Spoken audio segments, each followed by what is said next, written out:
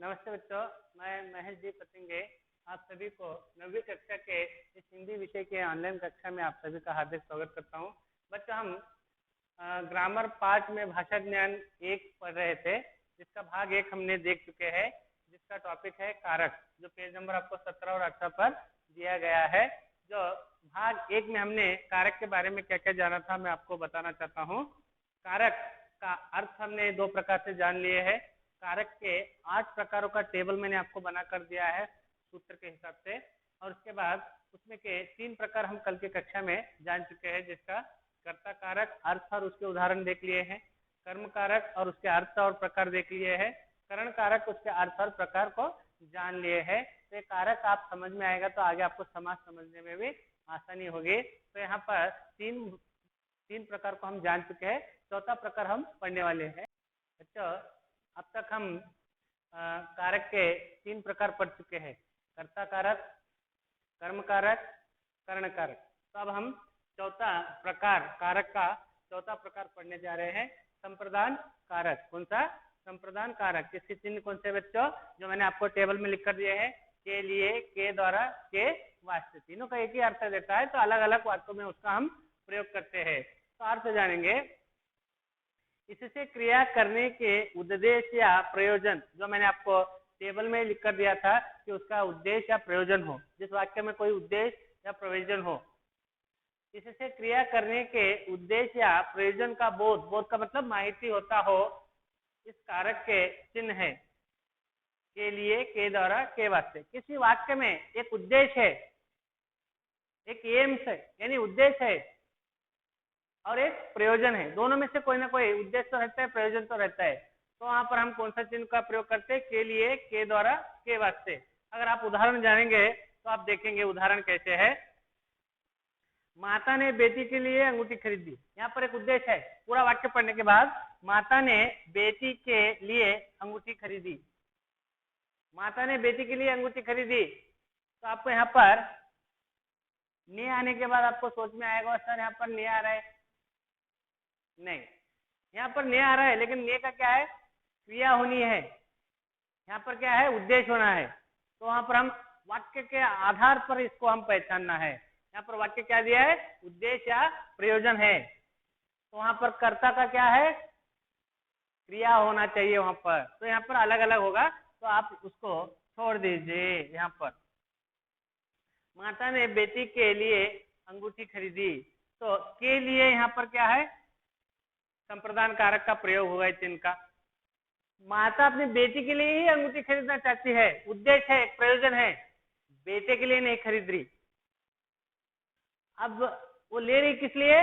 बेटी को पहनाने के लिए। बेटी को ही पहनाएगी, वो बेटे को नहीं पहनाएगी, उसका उद्देश्य है। तो यहाँ पर हमें उद्देश्य अगर दिखा, प्रयोजन अगर दिखा, तो के लिए हम यहाँ पर प्रयोग करते हैं। समझ में आ रहा है बच्चों? दूसरा प्रश्न, मोहन के वास्ते मिठाई खरीदी। पिताजी घर आ रहे थे, तो घर आते आते मोहन और सोहन दोनों घर में है। तो पिताजी का उद्देश्य क्या है? मोहन को ही मिठाई खिलानी है, सोहन को नहीं। बच्चों के लिए मिठाई लाई तो दोनों को भी दे सकते हैं, लेकिन उद्देश्य क्या है पिताजी का? मोहन के वास्ते ही मिठाई खरीदनी है, मोहन को ही खिलाना है। मीठा मोहन को पसंद है, तो मोहन को ही मिठाई देनी है, उद्देश्य है। तो यहाँ पर उद्देश्य आए तो क्या? वास्ते। वास्ते का मतलब के लिए, के द्वारा आप कर सकते। समझ में आ रहा है बच्चों?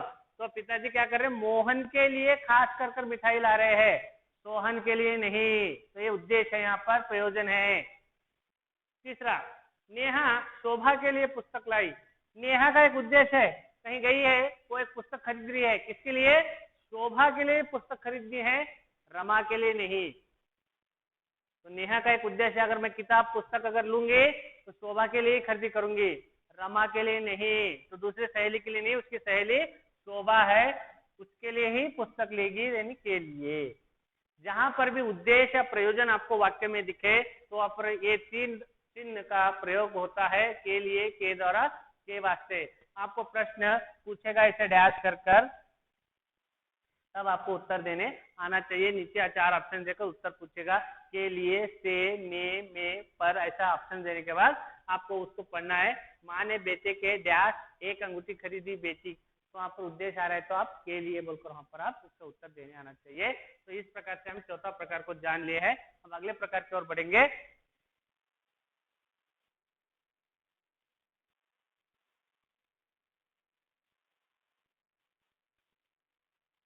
अच्छा, कारक का पांचवा प्रकार है अपादान कारक। अपादान कारक चिन्ह क्या है उसका? से है। मैंने आपको टेबल में बताया उसको हटने या अलग होने से। तो यहाँ पर आपको मैं अपादान कारक करण कारक दोनों के बीच से चिन्ह है सर बोलकर आपके मन में डाउट आया होगा, उसको भी क्लियर कर दूंगा मैं। इससे यानी अपादान कारक से किसी क्रिया के एक स्थान से हटने या दूर होने का बोध होता है, इस कारक का चिन्ह है से। क्या है देखो वाक्य और एक बार पढ़ रहा हूं मैं। इससे किसी क्रिया के एक स्थान से हटने या दूर होने का बोध होता हो, उसे हम क्या कहते हैं? अपादान कारक कहते हैं। क्रिया जहाँ हो रही है, एक जगह से दूसरी जगह जा रही हो, हट रही है, दूर हो रही है, अलग हो रही है, बिछड़ रही है, तो उसे हम क्या कहते हैं? अपादान कारक कहते हैं। कैसे? गंगा हिमालय से निकलती है। गंगा हिमालय से निकलती है। गंगा हिमालय में उगम स्थान है। गंगा का हिमालय में गंगोत्री में उगम स्थान है। हिमालय से गंगोत्री से वो बिछड़ रही है, अलग हो रही है, नीचे उत्तर भारत में बहते हुए आ रही है, तो अलग हो रही है, तो चिन्ह क्या आया? से आया। अब आपका प्रश्न, सर करण कारक में, कारक का एक तीसरा प्रकार है करण कारक, उसमें भी चिन्ह से है, लेकिन उसका सूत्र क्या है? टेबल में मैंने बताया है। क्या है बच्चों उसका सूत्र? साधन है। करण कारक का क्या है? साधन है। तो हम आपका और एक आया समझो, उदाहरण आया, रमेश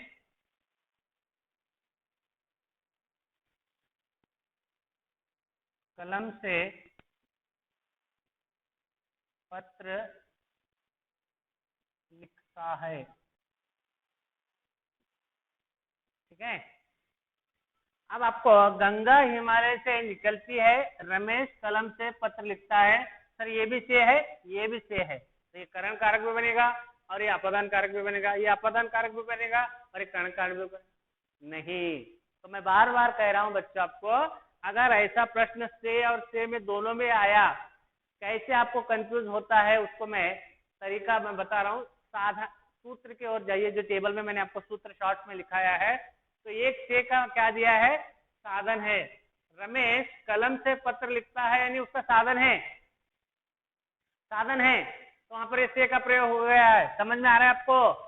कलम उसका साधन है, क्रिया हो रही है लिखने का, रमेश संज्ञा है, तो वहां पर क्रिया का साधन क्या है? कलम है, तो यहाँ पर से का प्रयोग हो गया है। लेकिन यहाँ पर क्या है उसका सूत्र? हटना है या दूर होना है, अलग होना है, बिछड़ना है। तो गंगा हिमालय से निकलती है, ये अलग हो रहा है, दूर हो रहा है। दूसरा उदाहरण देखो, हम घर से बाहर निकले, घर के अंदर अलग, घर के बाहर अलग, क्रिया अंदर और बाहर, हम घर से बाहर निकल रहे हैं, से अलग हो रहे, घर से बिछड़ रहे, दूर हो रहे, अलग हो रहे हैं, तो हम घर से बाहर निकलते हैं, तो इसमें कौन सा कारक आएगा? से, यानी अपादान कारक आएगा। और एक, पेड़ से फल गिरा या पेड़ से पत्ता गिरा, आप दोनों उदाहरण लिख ले सकते। पेड़ से फल गिरा या पेड़ से पत्ता गिरा। पेड़ से फल पकने के बाद नीचे गिरता है। अब पेड़ को सेब लगाए, वो पकने के बाद ये आम लगाए, पकने के बाद नीचे गिरेगा, ऊपर तो नहीं जाएगा, नीचे गिरेगा, अलग होगा। पेड़ से फल अलग हुआ, पेड़ से फल गिरा, तो पेड़ को लगा रहा है, उससे पकने के बाद नीचे जमीन पर गिर गया, पेड़ से फल गिर गया, अलग हो रहा है, बिछड़ रहा है, दूर हो रहा है, तो हटना, अलग होना, बिछड़ना क्या आएगा? से आएगा। और करण कारक में क्या आएगा? साधन आएगा। तो आप दोनों में से वाक्य आएंगे, तो आपको डेफिनेशन की ओर जाना है, वाक्य की ओर जाना है। क्या यहाँ साधन है? क्या यहाँ पर अलग हो रहा है या दूर हो रहा है? अलग हो रहा है, दूर हो रहा है, तो अपादान कारक बनेगा। अगर साधन आ रहा है, करण कारक बनेगा। समझ में आए बच्चों? कंफ्यूज मत कर लो। आपको यहाँ पर डैश कर कर प्रश्न पूछा जाएगा कि हिमालय डैश निकलती है। ऑप्शन से, में, पर, का। सही उत्तर आप क्या देंगे? से को ही चुनेंगे तो से इसका सही उत्तर होगा। इस प्रकार से आपको एक कारक का प्रश्न आपको कंपलसरी एग्जाम में रहेगा, इसलिए मैं इसको ज्यादा से ज्यादा महत्व देकर आपको समझाने का प्रयास कर रहा हूँ। और ये कारक समझ लेंगे तो आगे आपको समाज का टॉपिक भी आसानी से समझ में आएगा। तो यहाँ पर अपादान कारक का भी चिन्ह से है, करण कारक का भी चिन्ह से ही है, तो आपको से का दोनों का भी मैंने डिफरेंस आपको बता दिया। वहां पर साधन है, यहाँ पर अलग हो रहा है। फिर अगला, आशा करता हूँ कि यही टॉपिक आपको समझ में आएगा, आशा करता हूँ। अब छठे प्रकार की ओर बढ़े। कारक में छठवां प्रकार जो है संबंध कारक है। नाम में बता रहा है कि संबंध जोड़ने का काम करता है। इसके चिन्ह है का के की संबंध को जोड़ने का प्रयोग करता है। आपके टेबल में फॉर्मूले में बताया मैंने, संज्ञा के बीच संबंध बताना, संज्ञा और संज्ञाओं के बीच संबंध बताना। अर्थ देखेंगे इससे, यानी संबंध कारक से संज्ञाओं के बीच भिन्न भिन्न प्रकार के संबंधों का बोध होता है, उसे हम संबंध कारक कहते हैं। फिर से एक बार बताऊं, संबंध कारक संज्ञाओं के बीच भिन्न भिन्न प्रकार के संबंध का बोध होता है, उसे हम संबंध कारक कहते हैं। इस कारक के चिन्ह है का के की। संबंधों को, रिलेशन को बताना, जिसमें उदाहरण के लिए सोहन के दादा निरक्षर थे। सोहन एक लड़के का नाम है, उसके दादा निरक्षर थे। निरक्षर यानी अनएजुकेटेड, यानी बिना पढ़े लिखे व्यक्ति, अनपढ़ व्यक्ति। सोहन के दादा निरक्षर थे। अब सोहन क्या हो गया? इनका पोता हो गया। निरक्षर कौन है? दादा। पोता और दादा के बीच का संबंध कौन जोड़ रहा है? कि एक रिश्ता जुड़ रहा है, एक रिलेशन जुड़ रहा है। पिता के पिता को हम दादा कहते हैं, तो बेटे का बेटा क्या हो गया? पोता हो गया। तो पोता और दादा का संबंध जुड़ रहा है। वहां पर कौन जुड़ रहा है? ये जुड़ा। ठीक है, यह रमेश का घर है। रमेश और उसका घर का संबंध जुड़ रहा है। रमेश और उसके घर का संबंध जुड़ रहा है। तो ये सोहन भी संज्ञा है, दादा भी संज्ञा है, रमेश भी संज्ञा है। यहाँ संज्ञा संज्ञाओं के बीच में संबंध जोड़ रहा है। संज्ञा संज्ञाओं के बीच में संबंध जुड़ रहा है। यह रमेश की माता है। रमेश और माता संज्ञाओं के बीच में, वस्तु के बीच में, व्यक्ति के बीच में, संज्ञाओं के बीच में यहाँ पर संबंधों को जोड़ रहा है। यह रमेश का घर है, यह रमेश की माता है, यह रमेश के पिताजी है। यहाँ रमेश और उसके घर का संबंध जुड़ रहा है। यहाँ पोता और दादा का संबंध जुड़ रहा है। यहाँ माँ बेटे का संबंध जुड़ रहा है। यहाँ बाप बेटे का संबंध जुड़ रहा है। तो यहाँ पर रिलेशन को जोड़ने का काम कर रहा है। तो आपको एग्जाम में ऐसे देगा, यह रमेश डैश पिताजी है, रमेश डैश पिताजी है। तो तब आपको यहाँ पर लिखना पड़ेगा ऑप्शंस में से के पर क्या लिखेंगे बच्चों आप? वहां पर रमेश के आएगा, से आएगा, पर आएगा, में आएगा। तब आप डेफिनेशन की ओर जाएंगे। रमेश संज्ञा है, पिताजी भी संज्ञा है। संज्ञाओं के संज्ञा के बीच का संबंध कौन जोड़ता है? कि रमेश के पिताजी है। तो समझ में आ रहा है? इस प्रकार से आपको एग्जाम में आपको 1 अंक के लिए पूछने की संभावना रहती है पूरे कारक पर, तो आप इस पर ध्यान देना जरूरी है। तो अगली 7वां संबंध की ओर बढ़ेंगे।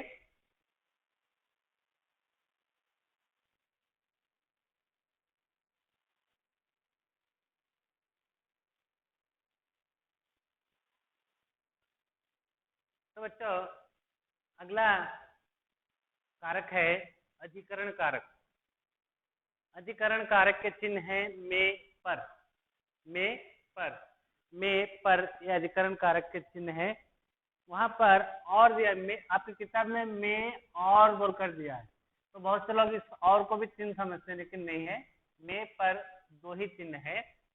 इसका सूत्र क्या है? क्रिया के स्थान या समय का बोध कराना। क्रिया के स्थान या समय का बोध कराना, इस शॉर्ट में आपको यहाँ पर मैंने टेबल में बताया है।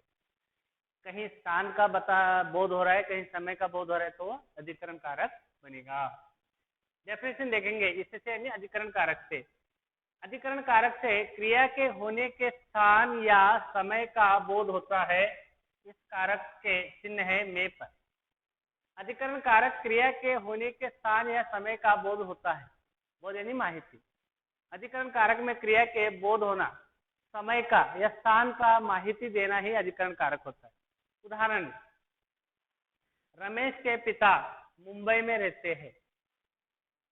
सर यहाँ पर बाप बेटे का रिश्ता जुड़ रहा है, के आया है, सही है। रमेश के पिता बाप बेटे का संबंध है, लेकिन ये संबंध कारक नहीं बनेगा। क्यों? आपको डेफिनेशन को देखना है। डेफिनेशन में क्या दिया? क्रिया के स्थान या समय का बोध करा रहा है, संबंध को नहीं बता रहा है। यहाँ पर संबंध को बता रहा है तो आप यहाँ पर जरूर के का प्रयोग कीजिए, लेकिन यहाँ संबंध नहीं बता रहा। हमें डेफिनेशन के आधार, बार बार मैं वही बता रहा हूँ, डेफिनेशन के आधार पर हमें वाक्य को देखना है, तभी जाकर आप कारक को समझ सकते हैं। डेफिनेशन में क्या दिया है? स्थान समय का बोध करा रहा है। मुंबई क्या है? एक प्लेस का नाम है, स्थान का नाम है। तो रमेश के पिता कहाँ रहते हैं? मुंबई। वो स्थान को बता रहे हैं। यहाँ पर मैं, यहाँ पर चिन्ह है। समझ में आ रहा है बच्चा? अगर गिलास में पानी है, पानी का स्थान बता रहे, पानी कहाँ पर है? गिलास में है। पानी कहाँ रखा है? टेबल पर। गिलास में पानी है, यहाँ पर ये बता रहा है कि पानी कहाँ पर है? गिलास में पानी है। स्थान को बता रहा है। क्या बता रहा है? स्थान को बता रहा है। गाड़ी आने में, दूसरा उदाहरण देखेंगे, गाड़ी आने में देर है। गाड़ी आने में क्या है? देर है। गाड़ी जल्दी आना, देर से आना क्या संबोधित करता है? समय को, समय को संबोधित करता है। गाड़ी आने में भी देर है तो देरी बताएगा। गाड़ी आने, जल्दी आ गई यानी जल्दी आ गई। जल्दी आना, देर से आना समय का बोध करा रहा है। गाड़ी आने में देर है। आगे, पेड़ पर अनेक पंछी बैठते हैं। पेड़ पर स्थान बता रहा है। पेड़ के ऊपर, घर के ऊपर स्थान बता रहा है कि अनेक पंछी बैठते हैं। पेड़ के ऊपर, पेड़ के ऊपर अनेक पंछी बैठते हैं, स्थान को बता रहा है। जहां पर भी आपको स्थान, समय बोध कराता हो उसे हम क्या कहते हैं? अधिकरण कारक कहते हैं। यहाँ पर रमेश के पिता मुंबई में रहते हैं, स्थान बता रहा है। गाड़ी आने में अभी देर है, समय बता रहा है। तो आपको एग्जाम में कैसे पूछेगा प्रश्न? आपको यहाँ पर डैश देगा, डैश देकर ऑप्शन देगा, में, के, से, ने, ऑप्शन देगा। सही कारक को चुनकर उसमें उत्तर लिखिए, तो तब आपको उत्तर सोच में आना पड़ेगा। गाड़ी आने डैश देर है, तो यहाँ पर समय बता रहा है। समय बताने के बजाय यहाँ पर आपको क्या लिखना है? में। तो समझ में आ रहा है बच्चों? स्थान का बोध और समय का बोध हो तो अधिकरण कारक बन जाता है। अगले कारक, आठवां कारक पर बढ़ेंगे।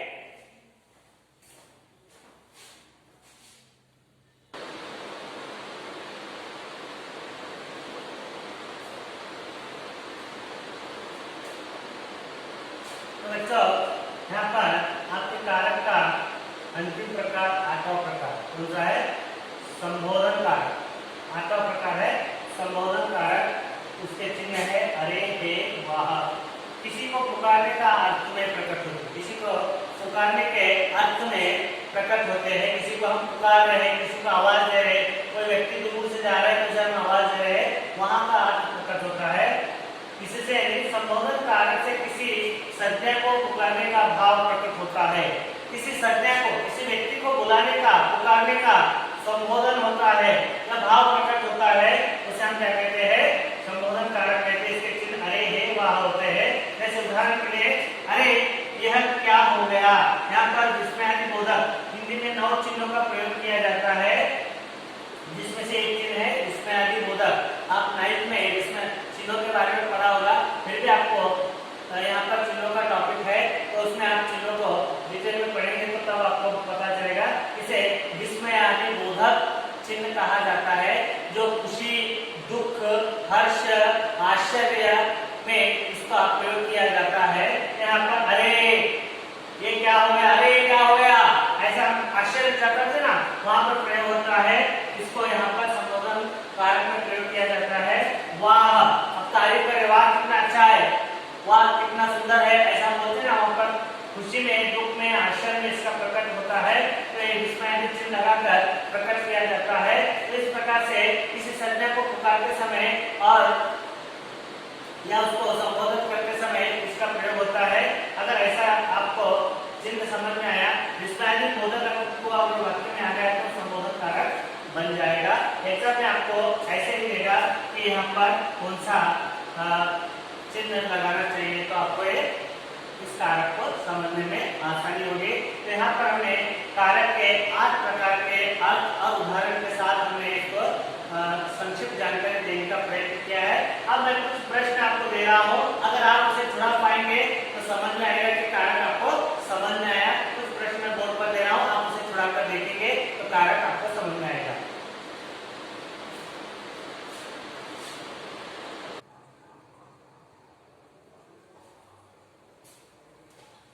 बच्चों, मैं आपको कुछ अभ्यास के लिए प्रश्न दिया है, अगर ये प्रश्नों को आप जुड़ा पाएंगे तो आपको समझ में आएगा कि कारक आपको सही तरीके से समझ में आया है। 5 प्रश्न मैंने यहाँ पर दिए, उसका ऑप्शंस भी दिए यहाँ पर, बहुविकल्प के रूप में दिए हैं। अभ्यास के लिए प्रश्न, उचित कारक चिन्ह भरिए। अब चिन्हों का नॉलेज आपको हो गया, कारक के नॉलेज हो चुका है कि उसके सूत्र टेबल आपके दिमाग में सही तरीके से बैठ गया है, तो वाक्य पढ़कर उसके आंसर लिखने में आप सक्षम होंगे। पहला प्रश्न है, लोगों डैश सहानुभूति प्रकट की। ऑप्शन है का, में, ने, पर। गाड़ी आने डैश देर है, में, पर, से, का। अब्दुल कलाम जी का जन्म रामेश्वर डैश हुआ, से, में, की, का।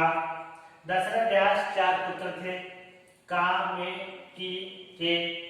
रेलगाड़ी दिल्ली डैश निकलती है, का, पर, में, से।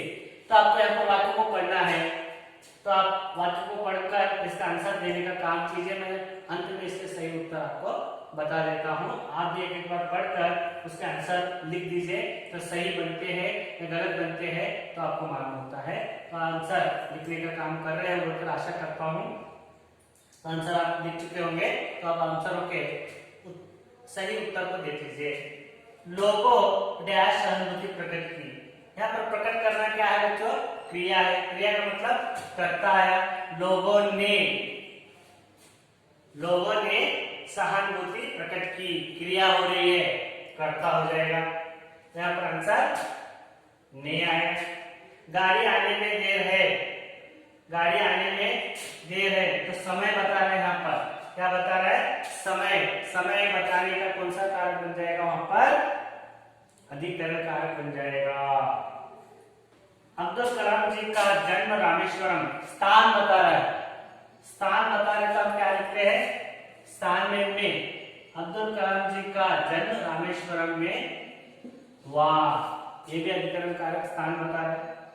दशरथ डैश पुत्र थे, दशरथ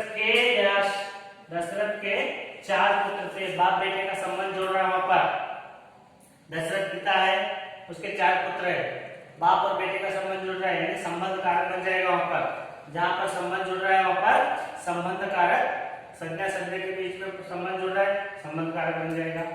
रेलगाड़ी दिल्ली डैश से निकलती है, तो वहां पर से, यानी गाड़ी अलग हो रही है, दिल्ली से निकल रही है, हिमालय से गंगा निकलती है, दिल्ली से रेलगाड़ी दिल्ली से निकलती है, तो आंसर से अलग हो रहा है। यहाँ पर अलग का मतलब कौन सा लिखेंगे आप, अपादान कारक। समझ में आया बच्चों, इस प्रकार से आपको एग्जाम में प्रश्न पूछे जाएंगे। एक अंक आपको कहीं नहीं जाना है, तो आप इसको सरल विस्तार से जान लेना है। तो मैंने यहाँ पर आपको कारक को 2 भाग कर समझाने का प्रयत्न किया है। पहले भाग में कारक, भाग 1 में कारक के अर्थ 3 उदाहरण समझाने का प्रयत्न किया है। अब दूसरे भाग में बच्चे और 5 प्रकारों को आज हमने सरल विस्तार जान लिया है। आशा करता हूँ कि ये कक्षा आपको समझ में आई होगी। फिर अगली कक्षा में फिर एक टॉपिक के साथ हाजिर होंगे। अगर आपको कुछ भी डाउट या प्रश्न हो तो बेझिझक मुझे पूछ सकते हैं। नमस्कार, धन्यवाद।